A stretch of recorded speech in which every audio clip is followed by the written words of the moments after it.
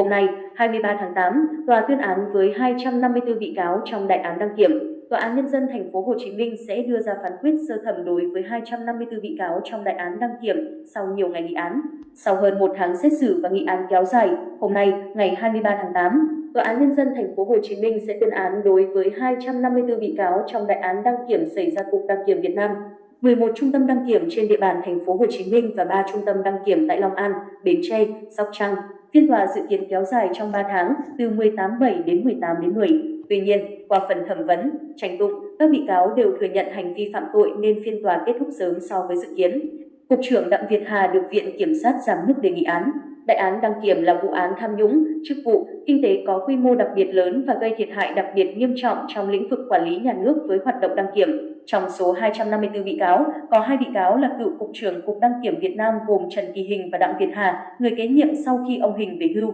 Ban đầu, đại diện Viện Kiểm sát Nhân dân thành phố Hồ Chí Minh đã đề nghị hội đồng xét xử tuyên phạt bị cáo Đặng Việt Hà 20 năm tù về tội nhận hối lộ.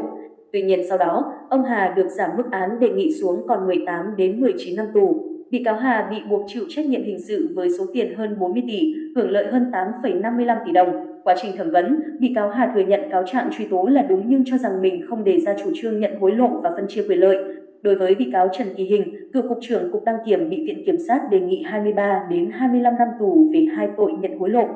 với số tiền hơn 7,1 tỷ đồng và lợi dụng chức vụ, quyền hạn trong khi thi hành công vụ. Trong việc duyệt cấp thông báo năng lực cho 63 hồ sơ của các cơ sở đóng tàu không đủ điều kiện, tại phần bào chữa, luật sư của bị cáo Hình kiến nghị hội đồng xét xử xem xét thân chủ của mình không phạm tội lợi dụng chức vụ, quyền hạn trong khi thi hành công vụ. Bị cáo Hình mong hội đồng xét xử xem xét hoàn cảnh khách quan của hành vi phạm tội. Về phía Viện Kiểm sát, cơ quan công tố nhận định bị cáo Hình chỉ nhận tội khi có nhiều đơn tố cáo về hành vi nhận tiền hối lộ của bị cáo và bị cáo Hà gửi đến cơ quan điều tra. Bị cáo Hà cũng thừa nhận biết rõ hành vi tiêu cực xảy ra trong hệ thống đăng kiểm từ khi bị cáo chưa là cục trưởng, tức giai đoạn bị cáo Hình làm cục trưởng. Đối với tội lợi dụng chức vụ, quyền hạn trong khi thi hành công vụ, bị cáo Hình cho rằng chỉ vô tình nên ký sai. Viện Kiểm sát khẳng định với vai trò người đứng đầu được giao trọng trách quan trọng trong việc đảm bảo các xưởng được hoạt động đúng quy định. Do đó, việc bị cáo cho rằng mình không biết sai, việc cấp thông báo không sai, chỉ là những sai sót nhỏ là cố tình chối bỏ trách nhiệm. Do vậy, dù Viện Kiểm sát áp dụng cho bị cáo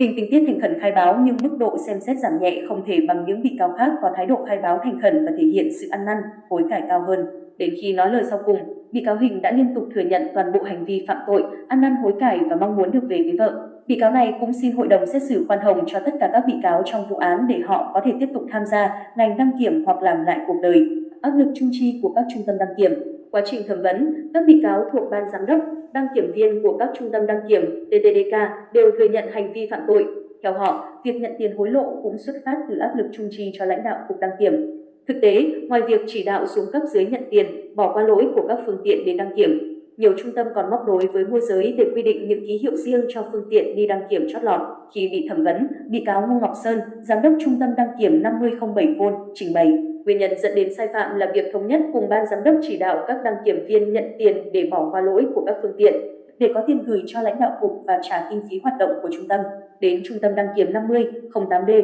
giám đốc trung tâm Trần Việt Hùng cũng khai nhận, do áp lực trong việc duy trì kinh phí hoạt động của trung tâm nên đã đưa ra chủ trương nhận tiền để bỏ qua lỗi phương tiện. Bị cáo Hùng đã chỉ đạo miệng để các đăng kiểm viên thực hiện. Bào chữa cho các bị cáo, luật sư cũng đã nêu ra các tình tiết giảm nhẹ như các bị cáo là đăng kiểm viên chỉ làm theo chỉ đạo, phạm tội lần đầu, ăn năn hối cải, thành khẩn khai báo, có nhân thân tốt, gia đình có công với cách mạng và đã khắc phục một phần hoặc toàn bộ hậu quả để xin giảm nhẹ hình phạt hoặc xin hưởng án treo. Cuối phần tranh luận, sau khi cân nhắc các tình tiết tăng nặng, giảm nhẹ và qua diễn biến tại phiên tòa, Viện Kiểm sát đã giảm mức đề nghị án 1 đến 3 năm tù cho hơn 50 bị cáo và có 10 bị cáo được Viện Kiểm sát đề nghị thay đổi từ án tù giam sang án treo.